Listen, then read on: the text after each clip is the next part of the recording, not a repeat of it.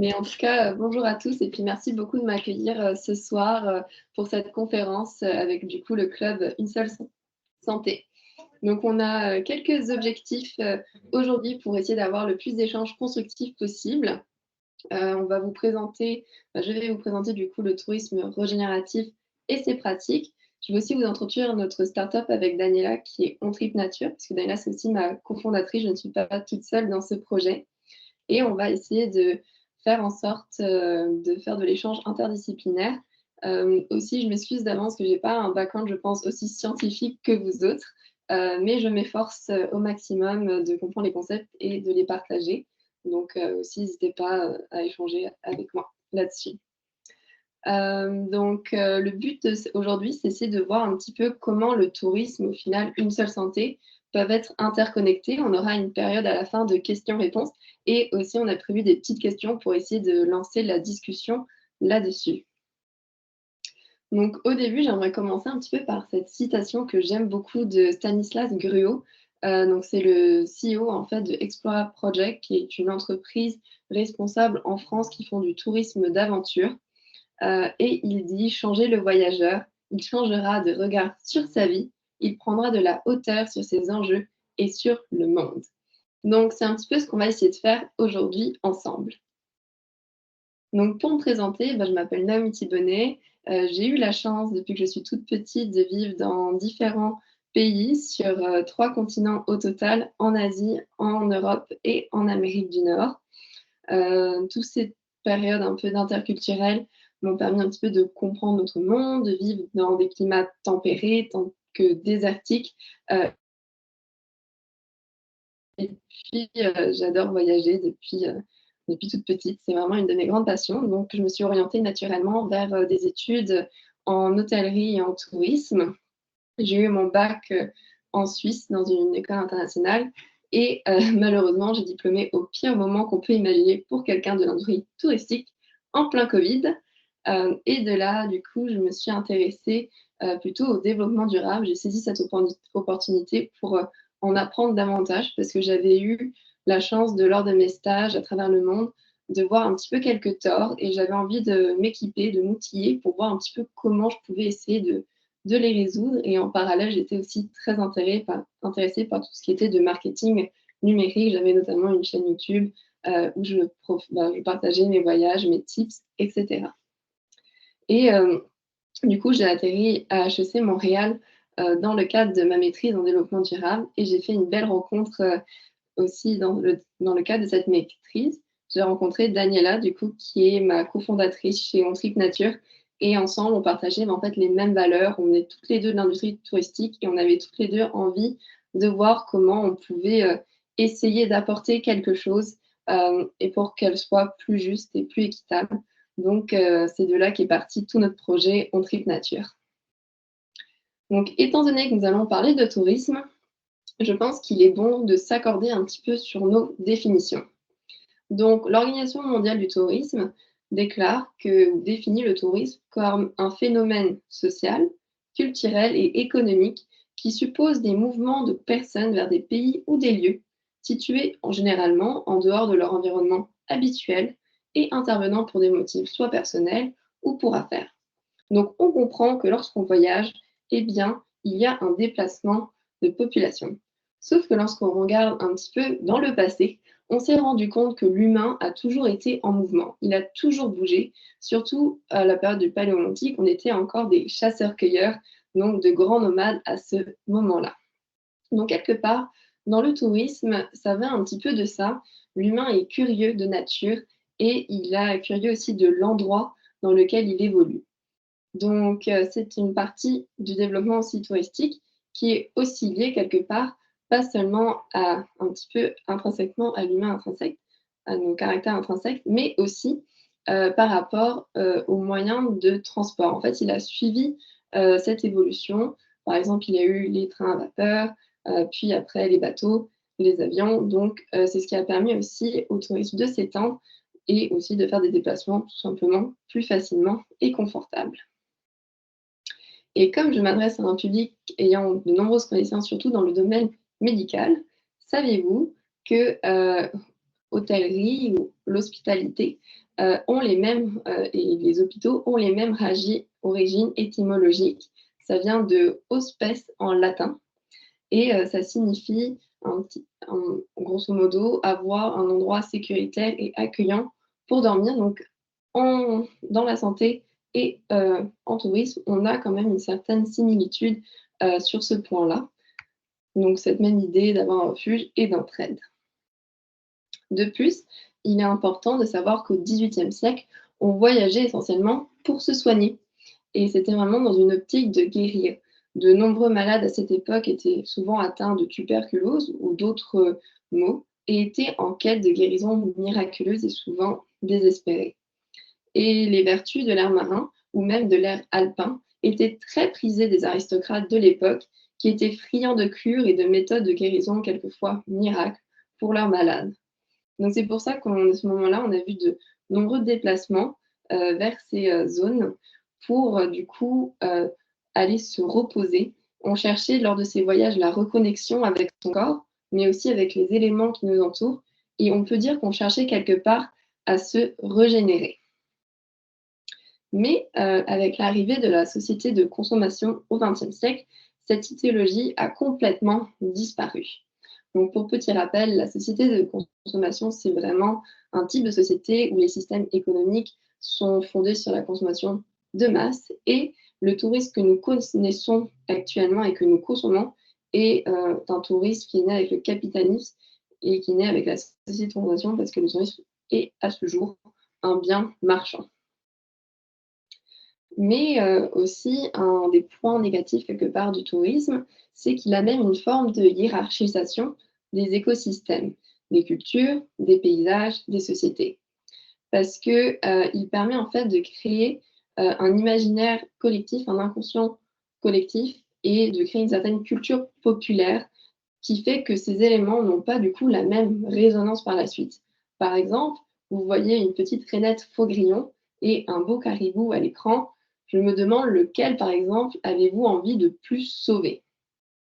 Naturellement, la plupart des gens vont plutôt s'orienter vers le caribou plutôt que la rainette, alors qu'ils sont tous les deux des éléments très importants dans nos écosystèmes. Donc, le tourisme devient un moyen, si on veut, de mettre en compétition euh, des animaux, des biens communs sur des marchés un peu comme n'importe quel produit. Donc, surtout quand le tourisme est fait dans une logique marchande comme aujourd'hui. Et je suis sûre que vous, comme moi, vous avez déjà passé des heures sur Booking à essayer de chercher le meilleur deal possible pour votre ticket d'avion, votre hôtel, ou peut-être même sur Agora ou encore d'autres plateformes. Et je suis sûre que vous avez été notamment influencé par les médias ou bien par des posts que vous avez vus sur TikTok, Instagram, ou même par vos proches ou encore vos influenceurs préférés. Donc, actuellement, les médias sont quand même un outil de propagande, surtout dans l'industrie touristique, et ils permettent de contrôler un petit peu l'opinion des foules. Et en tourisme, ils poussent surtout les gens à consommer toujours plus. Ils mettent certaines destinations de l'avant plus que d'autres. Et parce que maintenant, quand on fait une expérience touristique, on est plus à la recherche de l'impression, on a plus l'impression d'être à la recherche de collectionner des photos pour rayer vraiment des destinations de notre checklist et nous exposons après ces photos un peu, sur nos médias sociaux comme pour faire croire qu'on a vécu un idylle et aussi, pour, prétendre un certain, statut social et je suis sûre que vous avez déjà tous vu, sur les réseaux des Instagram vs reality, qui montrent quand même que des fois lorsqu'on visite vraiment l'endroit, ce n'est pas du tout ce qu'on avait vu sur les photos ou escompté. Donc ça montre aussi que le tourisme a complètement perdu de son sens. On voyage plus, pour, bien se faire voir sur nos réseaux que vraiment pour vivre une expérience, vraiment, vraiment concrète, aujourd'hui, malheureusement. Mais, en plus de ça, le tourisme est actuellement destructeur. Si on parle un petit peu de chiffres, il y a eu 1,3 million de voyageurs en 2023 et on est quasiment au final, au niveau de 2019 où on était à 1,5 million. Donc, le tourisme reprend et aussi il est responsable toutefois de 11 des émissions de gaz à effet de serre. Donc c'est assez, important et j'aime beaucoup cette statistique, c'est que 95% des touristes se concentrent sur seulement 5% des espaces dans le monde. Donc ça montre à quel point, au final, on met de l'avant plutôt le tourisme de masse et qu'on ne répartit pas trop ces flux touristiques. Donc ça engendre de nombreux enjeux, comme on le voit. Ça appauvrit les ressources naturelles, ça standardise nos sociétés. Je pense que vous avez un peu partout maintenant dans le monde trouvé un McDo ou un Starbucks. Et aussi, ça détruit bien sûr nos écosystèmes, le nombre de plages ou de montagnes qui ont été détériorées pour construire de gros complexes. On en a vu souvent, je suis sûre, un petit peu tous partout. Donc, nous ne respectons plus vraiment les lieux que nous visitons et nous cherchons vraiment à tirer au final le maximum de profit de la destination. Donc, le tourisme est vraiment dans une logique extractive aujourd'hui. Puis, il y a eu quand même un grand phénomène, la Covid. Je pense que vous aussi, vous avez été fortement impactés. Ça a été vécu vraiment comme un cataclysme pour l'industrie, mais aussi ça a mis en évidence certains torts de l'industrie et qu'il était temps pour elle d'améliorer son impact environnemental et social. Ça a montré qu'on était déconnectés des uns des autres, mais aussi de la nature. Et aussi, ça a montré que eh bien, le tourisme propage des virus mortels qui peuvent mettre en péril la santé humaine mondiale. Donc, c'est pourquoi, avec tous ces éléments-là, il est temps de changer de paradigme et l'industrie touristique peut compter sur quelques caractéristiques qui en font sa force pour l'aider à faire peau neuve. Donc, c'est la première catégorie d'exportation mondiale, à savoir, et c'est aussi un emploi sur 10 dans le monde et c'est quand même une des seules industries qui est présente à l'échelle planétaire. Je pense que même dans l'endroit le plus reculé du monde, vous pourrez trouver un restaurant ou un hébergement. Et c'est aussi une industrie qui est interdisciplinaire et intersectorielle. Puis, il faut aussi rappeler que le tourisme permet à des millions de personnes de découvrir notre terre, d'éduquer la jeunesse et de faciliter l'acceptation des différences. L'Organisation mondiale du tourisme a même déclaré que le tourisme a le potentiel de contribuer directement ou indirectement à la totalité des objectifs de développement durable de l'ONU. Donc c'est quand même un assez gros, une assez belle remarque. Donc l'industrie est en route actuellement vers la durabilité. On parle aujourd'hui de tourisme durable. Donc c'est un tourisme qui tient pleinement compte de ses impacts économiques, sociaux et environnementaux actuels et futurs, et tout en répondant aux besoins des visiteurs, des professionnels, de l'environnement et des communautés d'accueil. Aujourd'hui, on observe aussi qu'il y a un changement. Les mentalités même des voyageurs sont en train de changer. 71% des voyageurs ont la volonté de voyager responsablement. Donc, le tourisme doit vraiment trouver des solutions pour se transformer. Mais il y a quand même encore un gros manque d'éducation parce que seulement 29% des voyageurs ne savent pas comment faire. Donc, il y a encore du chemin à faire. Mais il faut garder en tête que nous ne pouvons pas résoudre nos problèmes avec la même façon de penser que nous avons utilisée lorsque nous les avons créés. Donc, c'est Albert Einstein qui nous rappelle cela. Donc, c'est pour cela qu'il faut innover. Et pour rendre l'industrie touristique durable, il y a de nombreuses stratégies technologiques qui se basent principalement sur des procédés d'ingénierie qui se mettent en place. On fait par exemple des analyses de cycle de vie pour essayer de voir combien d'émissions sont produites dans les biens, mais aussi dans les transports liés au tourisme. On essaye de mettre en place de l'écoéducation avec par exemple le mouvement de Leave No Trace. Il y a également des standards internationaux qui se mettent en place avec ISO. Et on essaye aussi de faire de l'économie circulaire, donc plein de stratégies qui voient le jour. Mais le petit souci, c'est que Atlevik et Sheldon ont démontré dans leur article que les pratiques de tourisme durable ont plutôt tendance au final à servir l'industrie plutôt que réellement les communautés locales et les écosystèmes qui étaient quand même, qui sont celles qui en souffrent le plus. Et aussi, le terme durable est un petit peu devenu un buzzword qu'on met un petit peu à toutes les sauces partout pour attirer comme l'attention sur cette nouveauté.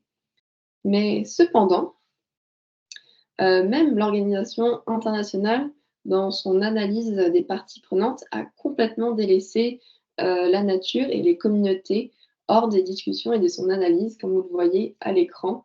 Elle a pensé aux voyageurs, aux organisations internationales, à des représentations, publiques, à des donneurs, des académies, des compagnies, mais elle n'a pas vraiment insisté sur les communautés et la nature.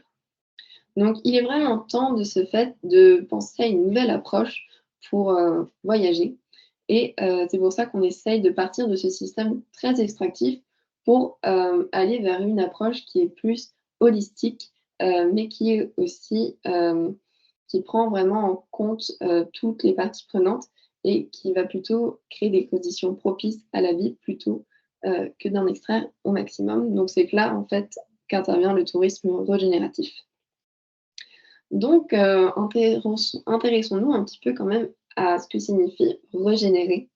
Donc, au début, régénérer, c'est quand même un verbe. C'est important de le noter parce que ça fait que c'est quelque chose qui est en mouvement, qui plutôt qu'un nom qui est plutôt qu'on peut mettre dans une boîte. Puis, régénérer, ça vient du latin ecclésiastique regeneratio, qui signifie retour à la vie. Et lorsqu'on ouvre un Larousse, on trouve de nombreuses définitions telles que, reconstituer les tissus organiques chez les êtres vivants, rendre à une substance ses propriétés initialement altérées ou modifiées au cours d'un traitement. Donc au final, c'est un petit peu, ce que la vie fait elle-même, c'est créer des conditions fertiles pour que la vie puisse prospérer.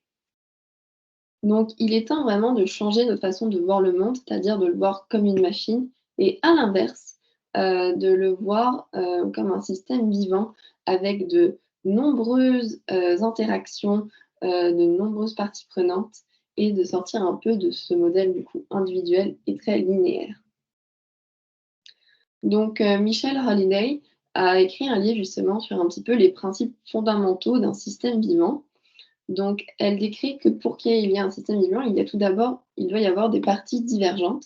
Donc, par exemple, prenons un arbre, donc en soi, c'est une partie, il est unique et grâce à ses racines, en fait, il va être connecté du coup au sol où il va pouvoir chercher ses nutriments, de l'eau, et toute autre chose dont il a besoin, mais aussi communiquer avec les autres arbres. Donc ça permet d'avoir des relations dynamiques et interconnectées, ce qui est le deuxième principe.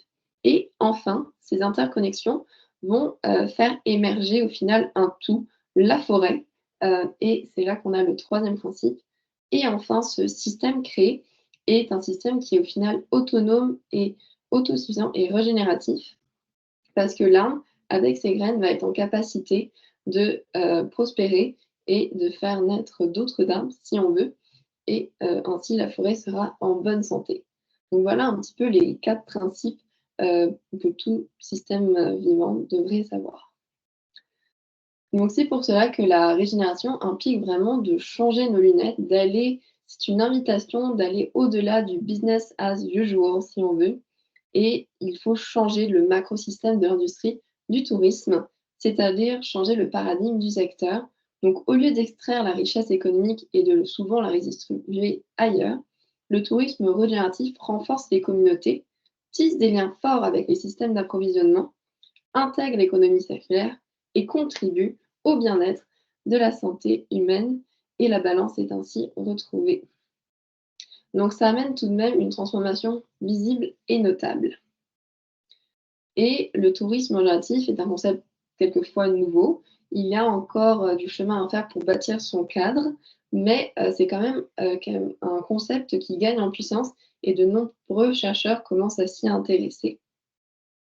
Donc, pour être sûr que tout le monde comprenne bien jusqu'à maintenant, on a vu que l'industrie touristique était actuellement dégénérative, qu'elle produit de nombreux impacts négatifs, qu'elle est en marche toutefois vers la durabilité. Elle fait un peu la course à l'impact neutre, si on veut, comme la carboneutralité.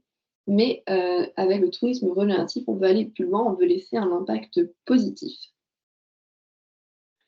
Et aussi, si on veut, le tourisme régénératif est une invitation pour retourner à la base du voyage. Ce n'est pas un acte marchand de base, le tourisme, quand on y réfléchit, c'est vraiment un acte anthropologique profond de curiosité de l'autre, mais aussi de l'endroit dans lequel il vit.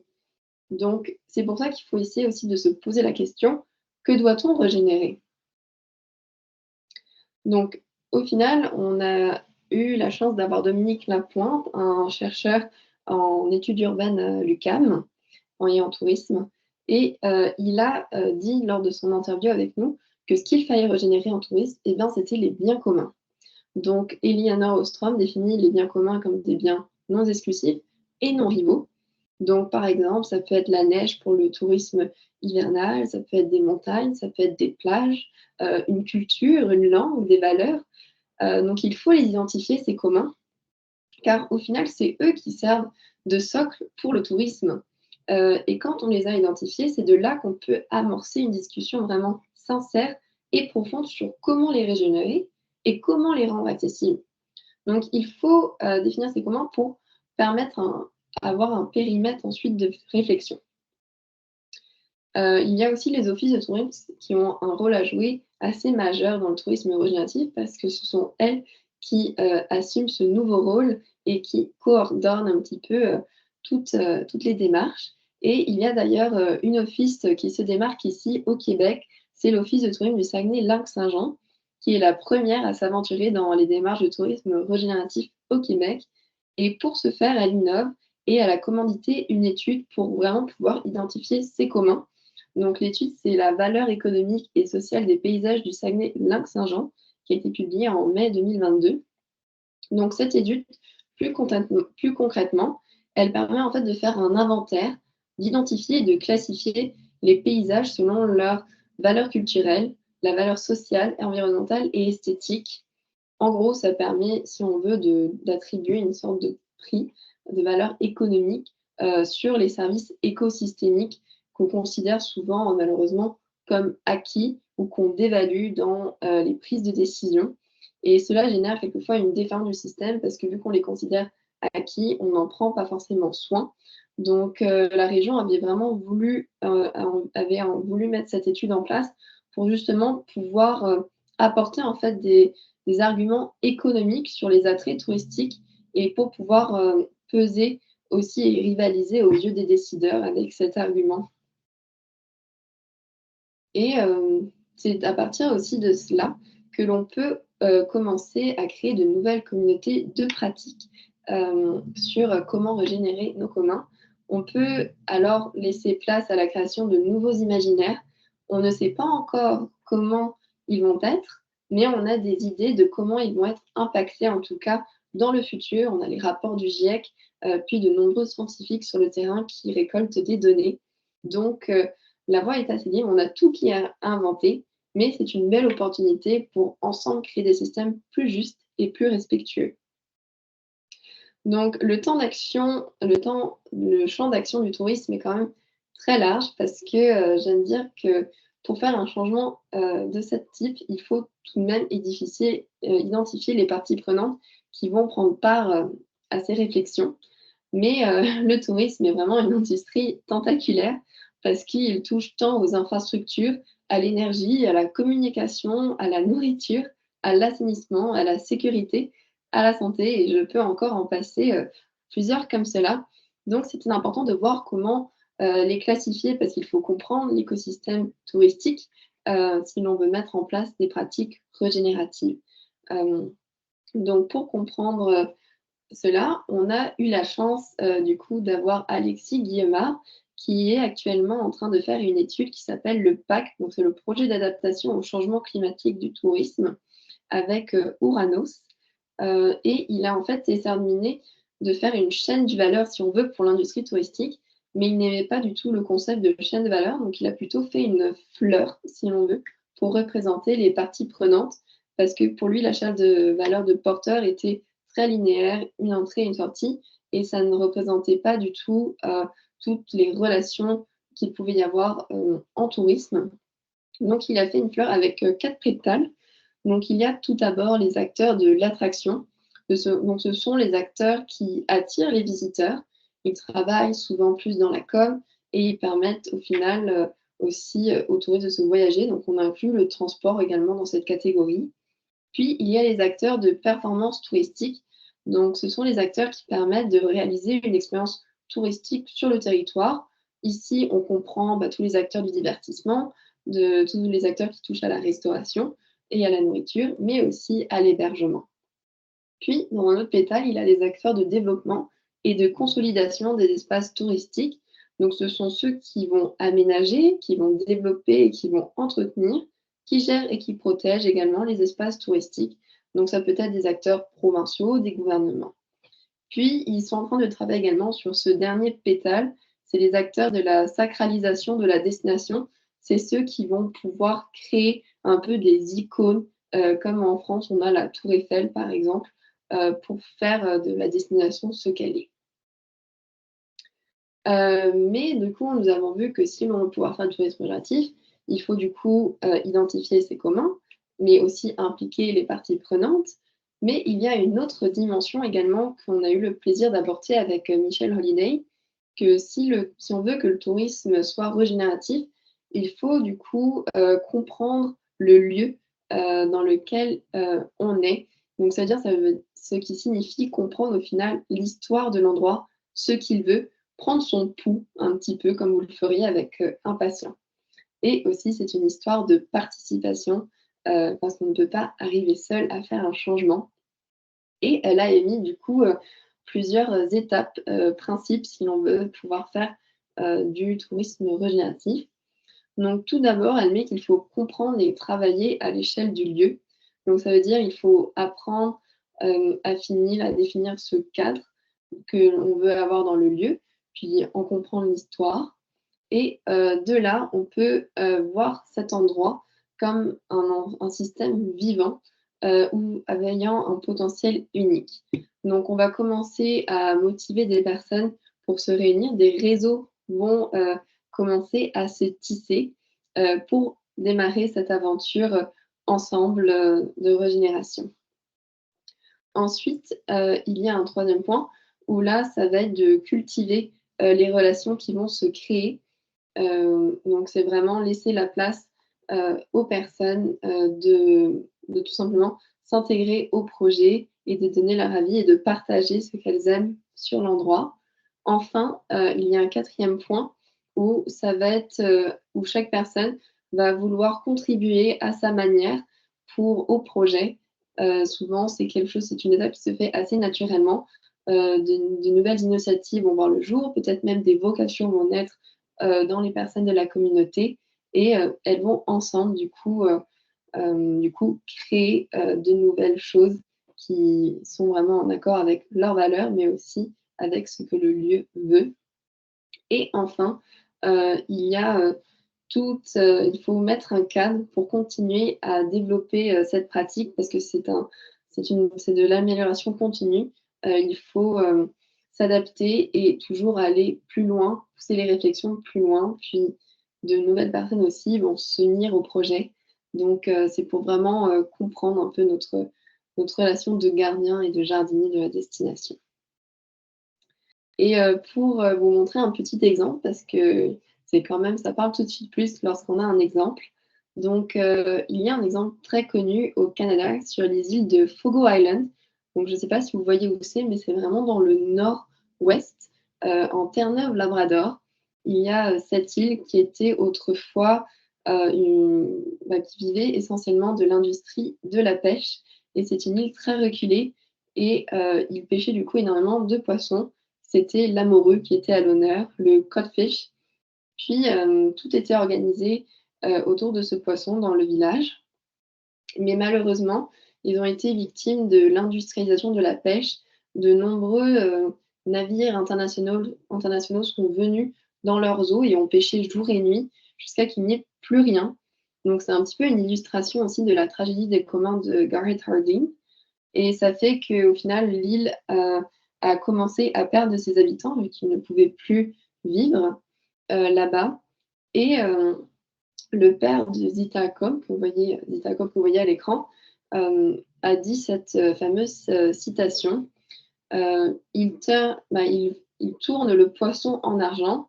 Ma fille, tu dois comprendre comment fonctionne l'argent, sinon ils mangeront tout ce qu'on aime». Donc Zita Cobb, elle a pris les choses en main et elle a été vraiment impulsée, par son père. Elle a travaillé très dur. Elle est partie étudier, la gestion, puis elle a atterri dans la Silicon Valley, dans la tech et elle est devenue millionnaire et pour elle voulait tout de même, redonner son argent à sa communauté, revenir aussi sur son île et c'est pourquoi, au lieu d'écrire un chèque tout bête et méchant, elle a au contraire voulu poser une question à la communauté de Fogo, pour aider en fait à revitaliser cet endroit qu'elle aimait tant. Du coup, elle a monté un projet collaboratif avec les habitants et elle leur a posé 3 questions. Qu'est-ce qu'on a? Qu'est-ce qu'on connaît? Comment peut-on mettre le tout de l'avant, tout en honorant les locaux, en créant un impact économique, tout en connectant également l'île au reste du monde?